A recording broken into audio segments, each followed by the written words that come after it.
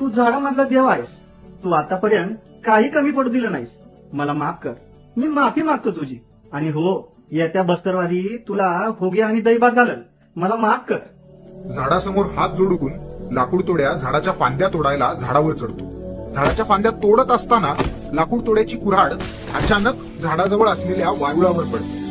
लाकूड तोड्या झाडावरून खाली उतरतो आणि कुऱ्हाड बघतो तर काय, वारुळातून रक्त येताना त्याला दिसतं.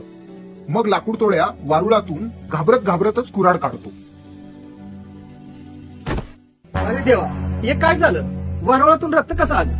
लाकूड तोड्या वारुळाजवळ जातो आणि वारुळाची माती दूर करतो आणि बघतो तर काय, वारुळातून एक दिव्य तेजस्वी साधू बाहेर आला. अचानक तेजस्वी प्रकाश वाढतो आणि लाकूड तोड्याच्या डोळ्यासमोर अंधार पसरतो.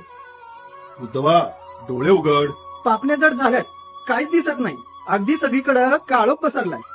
तोच तर दूर करायला आलोय आम्ही. नंतर स्वामी उजवा हात वर करतात आणि तेजस्वी प्रकाश कमी होऊ लागतो.